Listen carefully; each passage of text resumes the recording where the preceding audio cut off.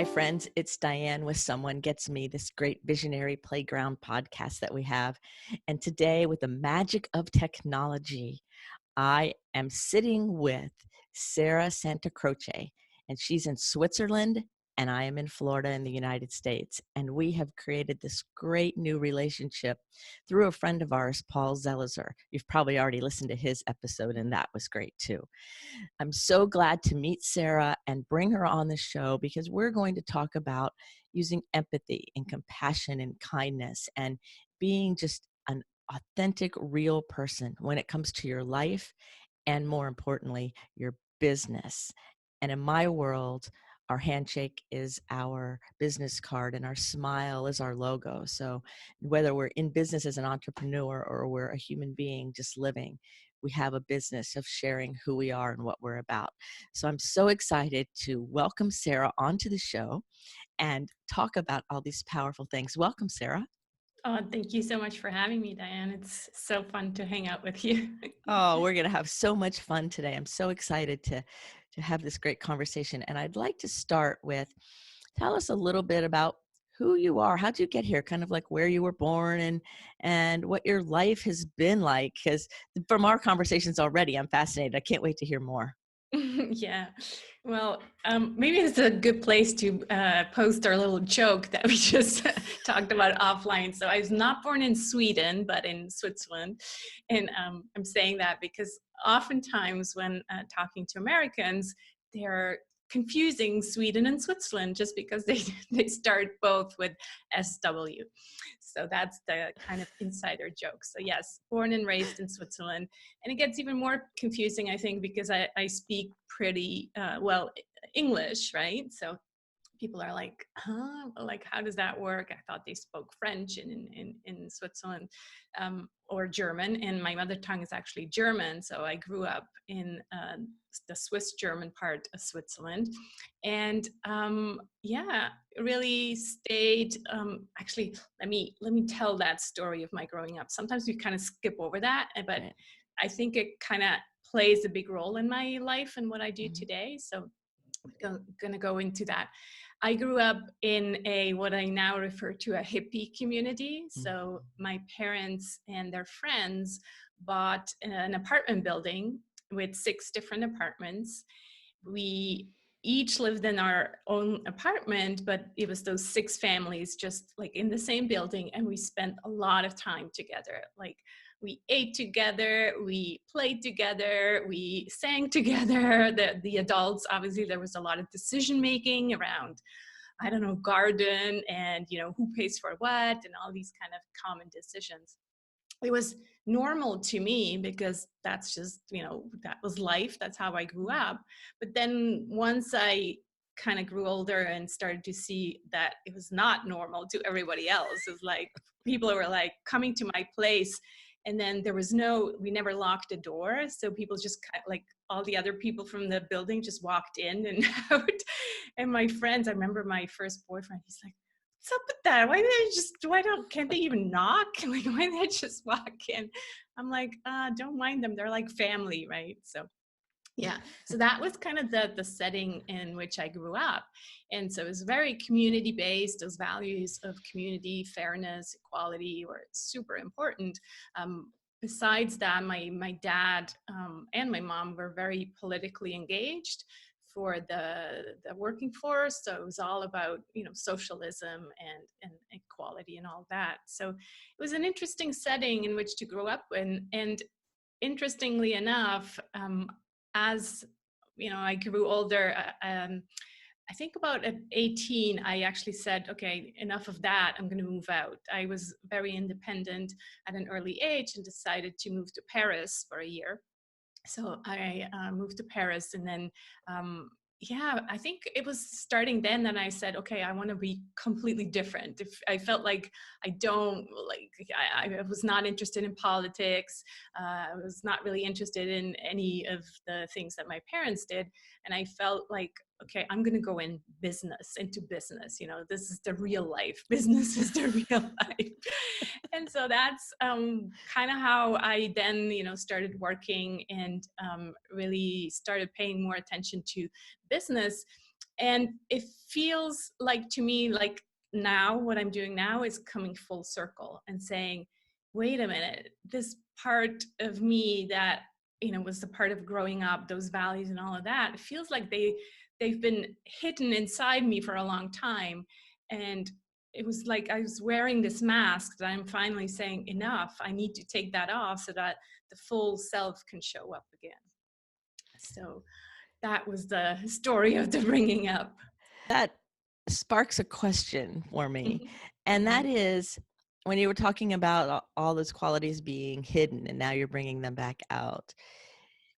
In Switzerland, when you decided to go out and be different and be in the business world, was it one of those things where there was business in one place and then the rest of the world, like you had to be this certain way to be in business? Because like a lot of times over here, I was always taught when I was younger that if you're going to be in business, you have to look a certain way and be a certain way and everything, and basically separate yourself from kindness and compassion and authenticity. Now it's, it's coming back around to that now. But when I was younger, it was like that.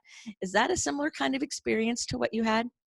Yeah, that's exactly what happened. It felt like I had to kind of, you know, show up as the professional Sarah, which I've never seen. My dad had his own business, consulting business as well, and to me, he was not the business type, right? It's like you're a hippie, you're not the business type. Let me be the business person, and especially because I chose LinkedIn, so I specialized in the platform LinkedIn.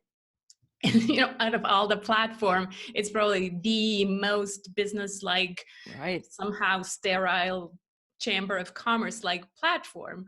So it's just really interesting that I chose that one. And yeah, I kind of had to wear this mask. I wasn't wearing a suit, but it felt like I was wearing a suit the whole time. Wow. Yes. And speaking to you now, I can't even imagine you being in a sterile kind of, you know, inauthentic plastic world. It Right. doesn't even make sense to me. And I completely understand that trajectory though. And I think without that experience, the passion and the amazing power that you have with what you're doing today wouldn't be there, because you have both sides and you have all this information to weave together. So how's it been for you being a woman, a leader in business? You're not just, hanging out. You're doing some really mighty things. And so you're a woman who's in a leadership role in a big way in our world. And how is that for you? Is it comfortable? How do how do you sit with that? Because that's a big thing. Hmm. Yeah.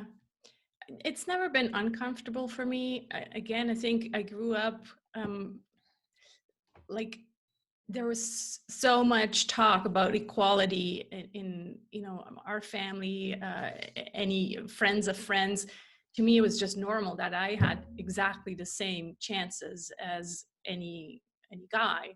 So to me, it was never an issue. I never experienced any kind of equality in terms of, you know, professionally speaking. So but I obviously acknowledge and see that that's not the case everywhere.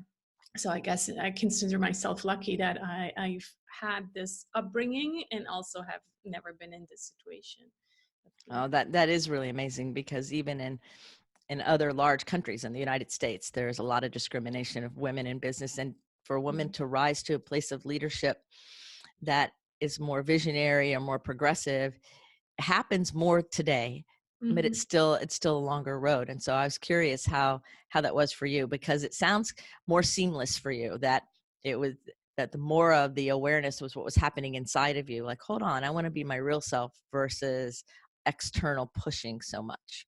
Yeah, and I really I'm, you know, thankful to my parents, because I think if I hadn't had that upbringing, then there might have been more of that. If I, like, my parents job shared as I was growing up. My dad, you know, was the one who taught me how to clean bathrooms. So there was this yeah, at a very like like familiar level already. I was shown that we have equal rights, which also means we have equal responsibilities.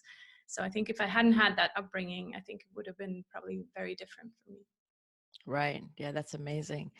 So I have a few personal questions for you about how you approach things a little bit, because I think that your mission to bring more empathy and authenticity and kindness into business and into the world is a really powerful one. But I have a couple kind of like backstory questions. And one is, do you ever have difficulty with overthinking or getting in your head so much where your heart feels like, where'd my heart go? Or something like that, where you feel yourself even a little bit more split off than you would like it to be? It's funny. I said I would trust your intuition, and there it is. Yes, yes, yes, yes. Definitely too much in my head. I'm a highly sensitive introvert, and so I spend a lot of time in my head. Um, and yeah, sometimes forgetting to open the heart and probably also let other people in, to have that kind of communication, because I'm always up there planning, strategizing, and coming up with the big plans, that I forget to actually make the time and open the heart to have these conversations. Yes. Right? Because sometimes when we're in our head like that, we forget even to breathe fully, much less Yes. anything else, right? It's like, oh yeah, that's right. Breathe, breathe. Okay. Right. I was wondering if that ever happened to you. So that makes me feel a Mhm. little better, because I'm like, you're so calm when I talk to you. And I'm like, I wonder if she gets in her head, you know? So what are some things you do to help yourself open your heart up when you notice that you're in your Mhm. head? There's a lot of people who listen to the show who ask for my guests to talk about how they get on the other side of overthinking and Mhm. also procrastination. So that I want to bring that into the conversation as well, where it that they kind of feel like they hit a wall personally when they're trying to live their mission because their head is in the way and their heart's not so awake.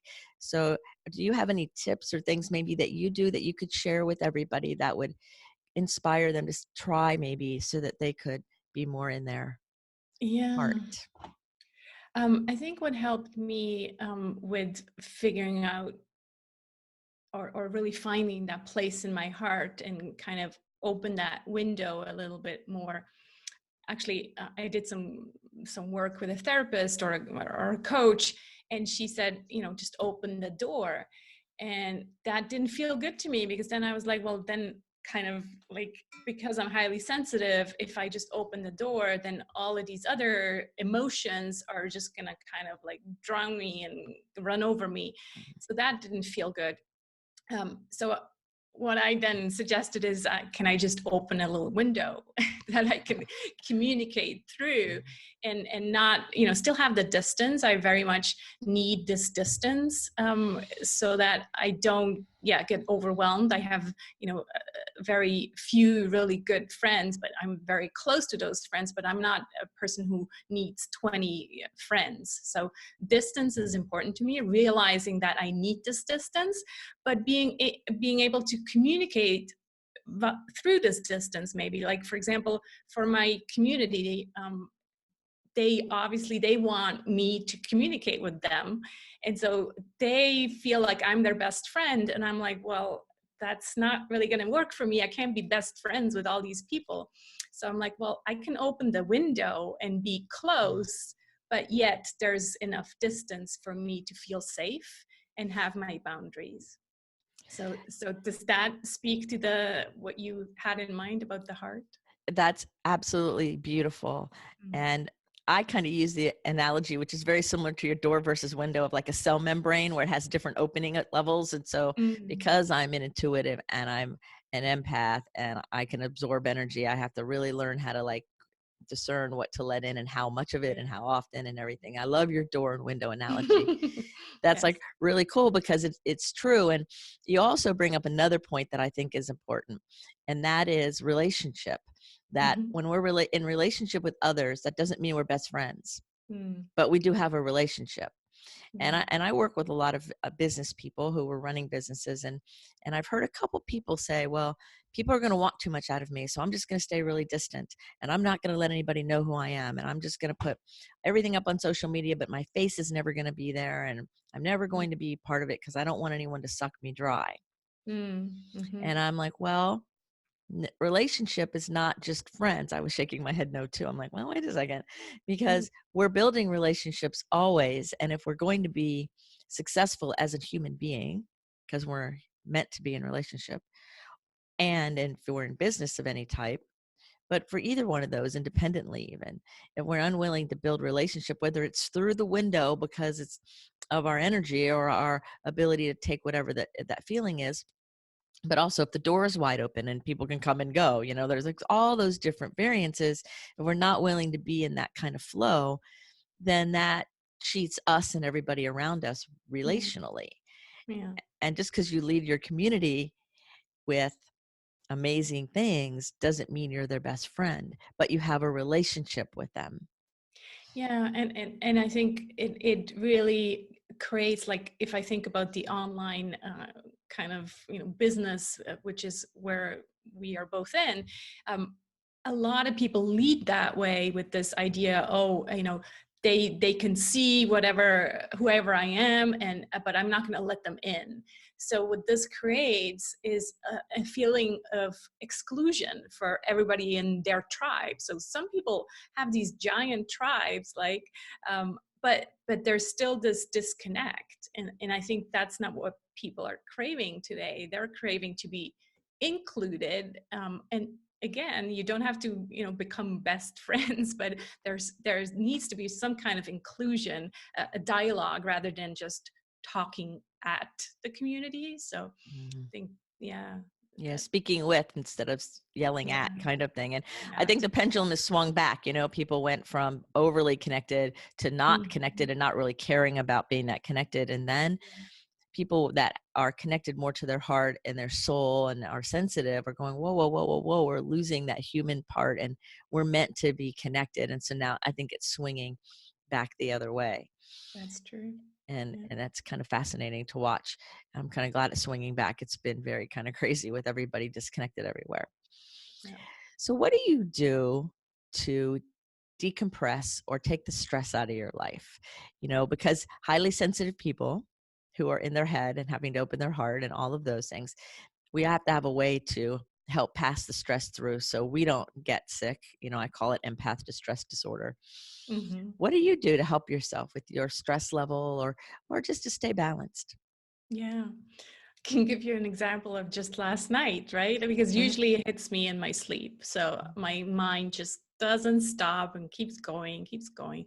So I have, a bedtime routine where I meditate and write down 3 things I'm grateful for. So kind of ending the day in the same way helps. Sometimes, like last night, I still wake up in the middle of the night. And I used to, probably 2 3 years ago, I used to just freak out and put myself into this state of annoyance that I'm awake again, and how horrible is it to stay awake and think about all these things. And now I just gotten much better at just being with the with being awake, and yes, trying to breathe and kind of put myself to sleep again. But if that doesn't work, then just say, okay, fine, well, let me actually go get up and write things down that go through my head, or Mhm. find something else to do. So not freak out, and actually thank my mind. That's what I did last night, and I had forgotten about this technique. But thank my mind for being there for me, because all it's doing is actually trying to help me solve problems and help me keep me safe in a way, right? Mhm. And so the minute I did that, and instead of resisting, I guess it's the same old thing about resisting, and it gets more intense. So instead of resisting, I'm like, thank you, mind, for trying to help me, but you can go now, please. I'd like to sleep. So that really helped, and I was then able to go back to sleep.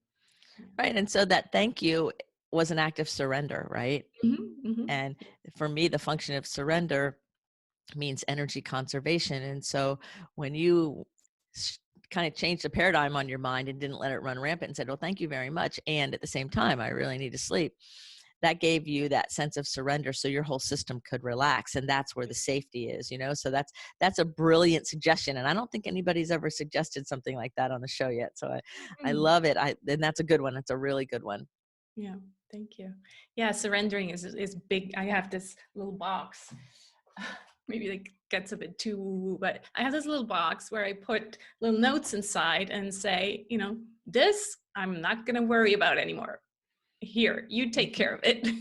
And sometimes you have to look at the things again, but yeah, it helps to just kind of physically do something to say, I'm surrendering this to whoever, not my thing anymore. Yes, that's funny. I have a jar that does the Okay. same thing, that when something's like in my head and in my head and in my head and in my head, I'm like, okay, Yeah, all yeah, right, this is not going anywhere fast. I write it down and I stick it in the jar. right. And then eventually at some point, someday, I'll look at it. And most of the time when I open it up about every quarter, Taken uh, care of. it's all Yeah. done, or I forgot even what I was even thinking about. Like I look at it and go, I don't even know what it even Why did I is. even worry about that? Right. Yeah. No, I found it was a couple years ago, and I can honestly tell you that I have absolutely no idea what I was referring to. So that means that what was in my mind was so important had zero importance in the long run. Like Mm, it wasn't even on the radar in the long run. right.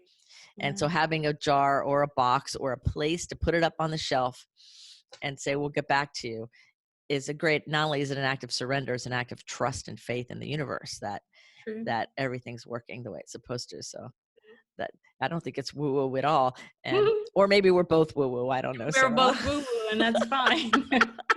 Right? I know, it's crazy. So another fun question that just popping in my mind right now is, where has been your favorite place to travel? Mm. Hmm. I would have to say, yeah, probably Vietnam or Mm. maybe Cambodia. Yeah, we like Asia, and I say that as if we're going there every 2 years. Last time we went was before the kids, and we have plans to go back now that they're 13 and 16. But yeah, Asia is, part of it's so different, I guess. I mean, we've been to the US and Europe and all of these places, but they're still very similar. What I like is places that are so completely different that you're just in awe, like, watching these people and watching their completely different habits and traditions, and that's what amazes me. Yeah. So what was your favorite exciting, different experience in Vietnam or Cambodia? Share with people, because not everybody has been to Asia. And Yeah. what is it that draws you, that like kind of lights that part up in you? I think it's just a different way of what comes to mind is, first of all, yes, the food. That's always the one that kind of impresses you the most, because you do eat 3 times per day and you're like, oh, we don't even know what to order, and everything is so different. But also the way people relate to each other, how the yeah, these ways to communicate, and ways to friendships and business relationships are so very different than we are used to here. I even see that, thinking about it now, I even see that the difference between Europe and the US. And I think when we talked last time, you asked me about, is it different in Europe, the way you do business or marketing?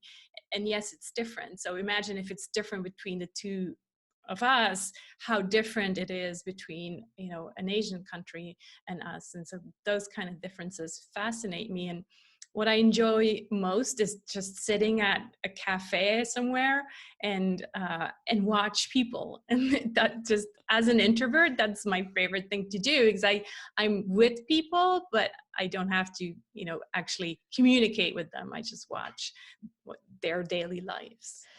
We would have so much fun traveling together, because that's what Yeah. I love to do. It's like, because I'm an Yeah. introvert, like, just give me a cool chair somewhere and Yeah. let me hang out here and just watch the scenery and all the people and if Yeah. I want to engage, I can, but I'm not feeling pressured to. So we would have a great time traveling Yeah. together. I Two know. introverts on a little trip, right? Yeah. So how did you weave into the kind of marketing you're doing now, because you're working on LinkedIn, and a lot of what you're doing has to do with empathy and kindness and compassion and bringing a different feel to the marketplace than the more hardened, sterile, kind of cold marketplace. So share a little bit about how you've gotten to where you're going, and of course it's morphing and growing and changing all the time anyway, and how you got to the belief and the style that you have now. How did you get here? I think we don't change unless something is so bad that we just can't stand going forward that way anymore. And that's what happened for me after close to 12 years running this consulting LinkedIn business, and obviously doing my own marketing and seeing all the different marketing techniques and programs out there. I was just like, I was also hitting 40, so it was like my midlife crisis maybe, but I was like, what am I going to do? How am I going to continue this thing, for the rest of my life? I just feel like I felt out of integrity. That's really what bothered me the most. I feel like I have to market my business. On top of that, I'm teaching other people how to market on LinkedIn.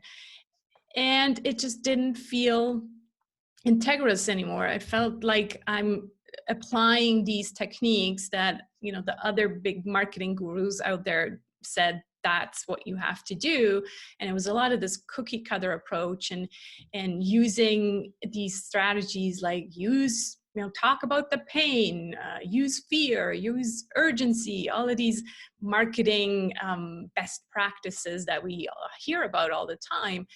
And I'm like, I'm so done with that. I just don't want to do that anymore. And so that's when I was like, well, I need to do something differently because it's not working. And at about that time, I had this, I call it a download, because that term really just came to me, the gentle business revolution.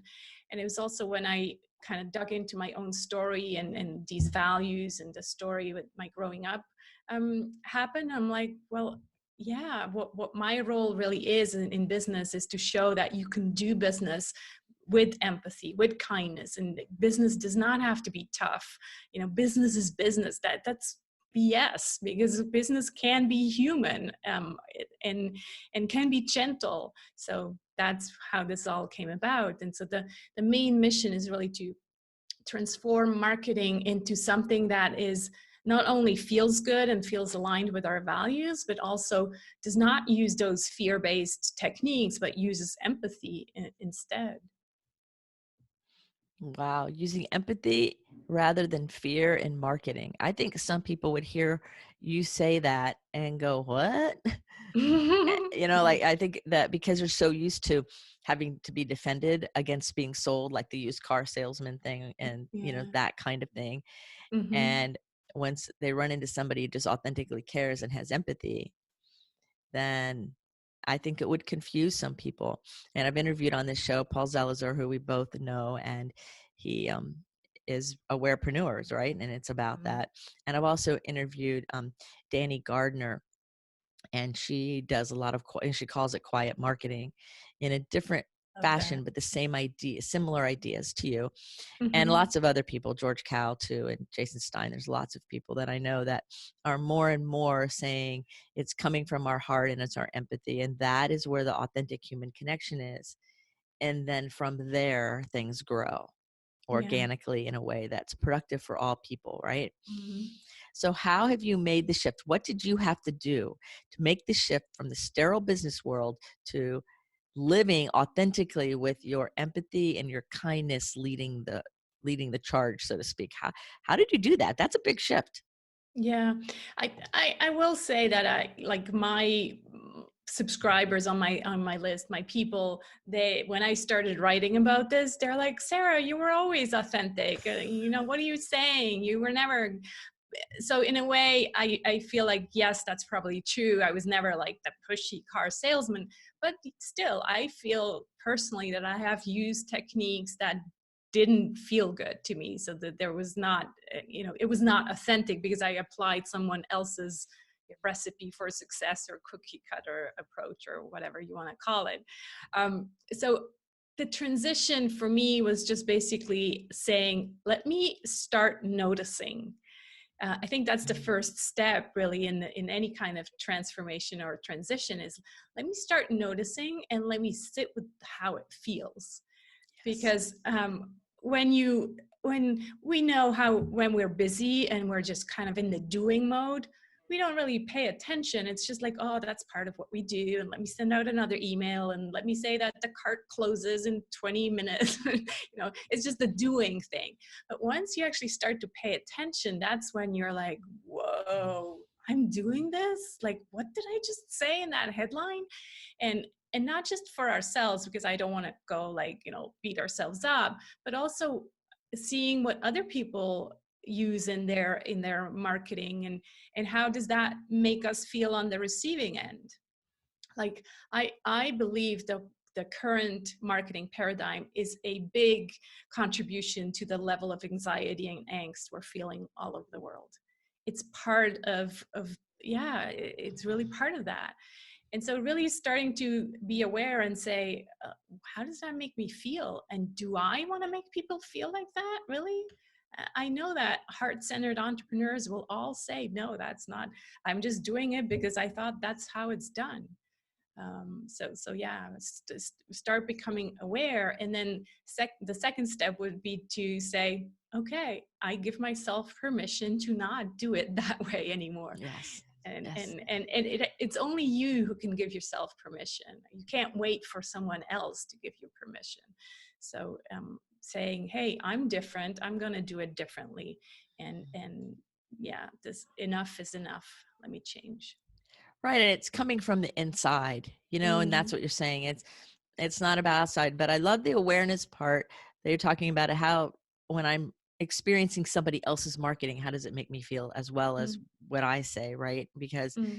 I notice it, and I think I agree with you that I think it's a lot of the angst and anxiety that's going on in the world, because it just keeps feeding. It's almost like it's a hungry animal that keeps going and going. And a few Mm-hmm. people have said, "No, we're out. We're not doing that Yeah. and anymore. And now Yeah. we can live in an authentic way." It's probably a breath of fresh air, Mm-hmm. you know. Yeah. Yeah. And I think that your empathy has been probably your big gift all along, whether you knew it or not, because I think it bled through even when you were following the old rules. Mm, maybe. Because you drew people who were like, "Well, Sarah, you've always been that way." And I think then the disconnect is inside, where Yeah. I'm following these rules that disconnect me from me authentically. Yes. And so, but your beauty kind of shone through all that stuff. And Maybe they those, saw that I was just applying someone else's stuff. Yeah. or you were doing what everyone was doing. Mm-hmm. So that didn't make you wrong or bad or anything. It just meant that's just the way it was. And Mm-hmm. now there's another way, Yeah. because And I I don't think, think you can hide who you are.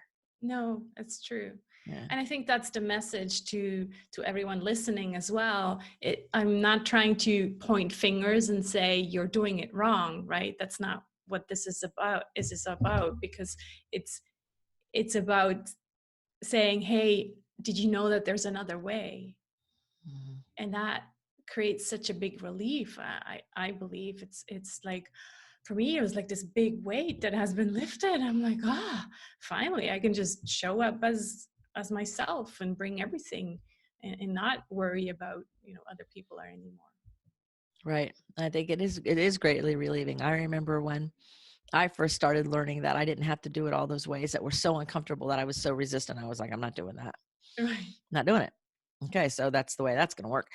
Yeah. And another time to go, okay, fine, I'll do it. And then I still wouldn't do it Mm. because I couldn't. It was just didn't work for me internally.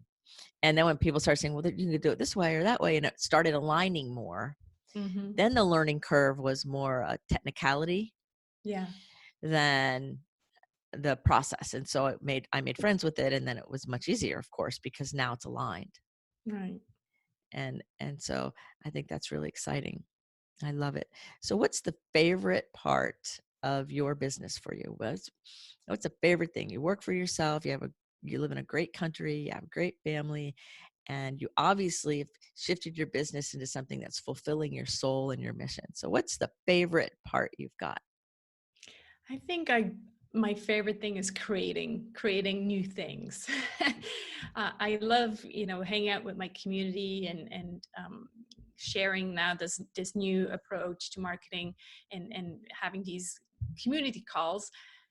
And yet I think I love creating new things. So eventually, even this beautiful program that I created, I will get bored of it. So I need to, yeah, already plan now how am I going to keep it fresh? Because what I love most is creating new things. That's wonderful. So tell us a little bit about the wonderful program you have going on now, like that you created. I want to hear about it. Mm, yeah, it's called the Gentle Marketing Revolution, and so it really is, a marketing program that is supposed to show you how to bring more of the empathy and kindness, and specifically bring more of you to your marketing. So I call it a hybrid between personal development and real pragmatic marketing know-how and expertise, because what I realized going through my own journey, it is doing that inner work first, so that you can then become that person that bigger person that you want to be. And so it's part being and part doing. And the other thing that I think is different in this program is that in most marketing programs, you always talk about the target audience or the ideal client. You gotta, really narrow down who that is. And I agree with that. However, I think it is most important to figure out first who you are. And again, there's that personal development piece, because if you're just always running and chasing after this supposedly ideal client, which is what I did for 12 years, that's still not going to create a joyful, sustainable business if that ideal client is not a good match for you. So Mm. most people skip that step and go directly into the who's your ideal client without ever thinking, but who are you? What are your values? What's your story? And then let's find a match for you, because hey, you're in your own business. You left that corporate job because you wanted to create your own rules, your own business. So why would you now, kind of create all these different bosses? Because in the end, that's what that is. If you're having clients who are not really your ideal clients, they're basically your bosses, right? So Right. I kind of reversed the model and said, let's start with you first. Let's figure out who you are. And I go through tons of personality tests and human design and astrology to really figure out, well, how are you wired, so that we can now find your ideal match, so that every time you show up for one of these client calls, you're just like hanging out with your girlfriends or, guy friends and just having a blast. Oh, that's a riot. So in human design, who are you? What are you? I'm a generator and I'm a 5-1 profile. So, Oh, wow. I'm a manifesting generator. That's why, and I love to create. So I'm like, I have to ask her. I had Sandy Freshy on the show on this Someone Gets Me, and she had done my human design for me. And then we were talking and I was interviewing about her because I was so fascinated. And then she started sharing stuff about me on my show. I had all these epiphanies. I was like, oh my God. Oh, that's why I'm like this. That's why I'm like this. It It's was the so most profound fascinating. thing that helped me put together things about my way Mm-hmm. that previously had been kind of looked at not necessarily as a liability, but some of them kind of close. Like, why can't I do it this other way? Well, it's because that's not how I'm built. Mm-hmm. And Yeah. then the moment I realized that, I'm like, oh, all right. It just lifted all these things. I love human design. I think it's really Yeah. powerful when Yeah. you're really trying to get And more clear.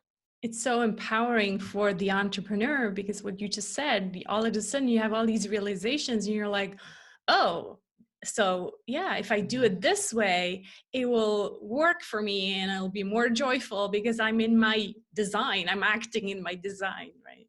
Right. Yeah. Yeah, that's amazing. I love it. I love it.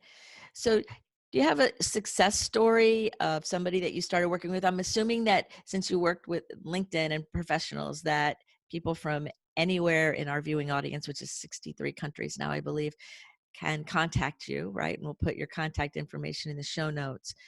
And so y'all can, if you love what Sarah's saying, contact her and get her to help you out. That'd be really cool. So give us a little client story, somebody who's a success story, something. So people who are listening to you and really saying, wow, she's speaking to me. What would it be like to engage with you professionally? Like if I was going to hire you or I just wanted to be in your tribe, what would that be like? Mm-hmm. I think it's really a transformation in terms of, clearly business, because most of the stuff we talk about in the program is still business oriented. But the way I want to run this differently is really hold the space for the human interactions as well. So we're actually creating friendships on these calls. Again, I'm not going to be best friends with everybody, but there's friendships that are forming in the community, right? And that's so beautiful to watch.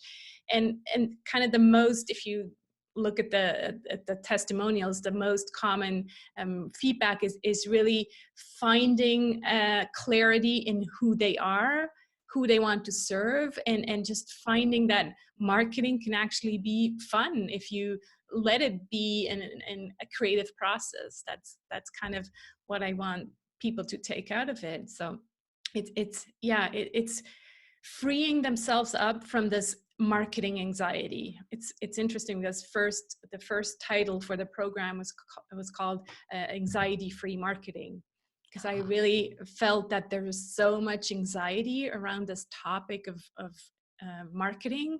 Everybody I talked to told me, I hate marketing, and it's just, it's this evil thing that I just have to do. And so I was like, well, let's change that. Marketing can actually be fun, but it can only be fun if you're, bringing your whole self to it. And if you don't look at what everybody else does, but just stay in your own lane and apply that. So yeah, that I think that would be the most kind of what people say. And another thing they say is that it's a nice mix between the doing and being, and that they've never seen that before. Mm. So it's really, I think the last 3 years for me have been this really personal journey also into the personal work, and letting that out into the business world, and saying that there is space to, be a bit woo woo, or talk about these vulnerable things that I've never shared anywhere else. And that if the leader, in quotation marks, the leader opens up and shares these things, that creates then a safe space for everybody else to also say, hey, this feels different, this feels so safe, let me be vulnerable as well. And I think that's really the space I want to create, and the human connections that I want to bring into business. Oh, I love it. I love it. It feels, you're speaking about it, and I feel my shoulders go from up here to like Mm, my whole system just, like I mm, can finally exhale mm. being Yeah. and listening to you, like being in your presence and listening to you. Because I think a lot of the marketing ramp is so anxiety producing, Yeah. and I just feel so much more relaxed just listening to you Oh, just now. It's thank like, you. whoa, I love it. I love it. So I've covered a lot of bases, and you've been so generous this morning, and well, it's morning to me, afternoon for you. What is there anything I didn't say, or any question I didn't ask that you wanted to talk about? Did I miss anything? No, I think we talked about a lot. It's really about using the technology that we have available. I'm not saying that we're ditching all of that, right? Otherwise, we wouldn't be able to do this. So And we wouldn't technology know is each other. great. If there Yeah, was I not know. technology, we wouldn't know each other. And we have a Yeah. great new friendship starting, and it was because without technology, we Yeah, would know so each other. so we're not saying let's go back to the ice age and Right. only connect with people that we can shake hands with, but we are saying let use the technology to create more human connection, not less. So don't automate more and create more exclusion. Use it to create inclusion, because you can. I mean, Zoom calls are great, right? You can really bring everybody in from all over the world, and we show up on camera and we're real people. We're not just some kind of voice in a webinar with 1,000, 2,000 people signed up. So it's really creating this place, this virtual space where we can all connect with each other. Yes, absolutely. I believe in that. I love to use Zoom, and I love to use things that can help me create with and connect with people all over the world. And just, it's a different kind of connection. At first, years ago, it felt kind of weird to me, and friends of mine were saying it fulfilled them. And it didn't me so much, but now I'm seeing how those relationships are different and it works for me better. So some of it's kind of like a comfort learning curve thing, wouldn't you say? Yeah, and it's funny that you bring that up, because in the first beta round in January this year, I had someone who said, I didn't think, I was kind of skeptical about this group calls and, how are you going to really create connections? And at the end of the course, she's like, I was blown away, and I'm now going to use that in my own business, because really, there was tears, and you can really feel the emotions even at a distance. So Right. I totally believe Absolutely. it's possible. Yeah. So is there anything I didn't ask you I think that it's you want to say? I think all we covered there. it all, right? I think that Yeah. that was a really good closing. So my last question of the day is, if you were going to be able to put any message you wanted on a billboard that the whole world would see, what would Mm, Sarah put on that billboard? mm. I would say, yeah, bring more empathy and kindness to the business world. It's what we need. Yes. Bring more empathy and kindness to the business world. I love it, because we're all dealing with businesses, or are them, or whatever. Oh, Mm, thank you so much. thank Thank you. you, Sarah, for being on the show with me today. Gosh, Thank what a blessing you are to this you. show and my life and our world. You're really bringing a mighty force forward. So thank Thank you you. so very much. Thank you, Diane. Thanks for having me. Well, everybody, you have been listening to Sarah Santacroce from Switzerland, and she's amazing. So all her contact information is in the show notes, along with her longer bio.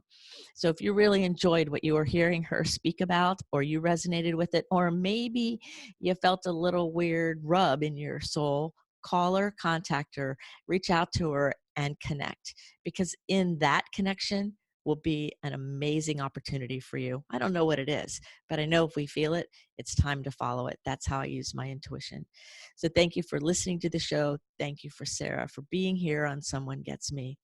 And remember, everybody, to put your face to the sun so the shadows fall behind you. You are a rock star, and you're here with a purpose, on purpose.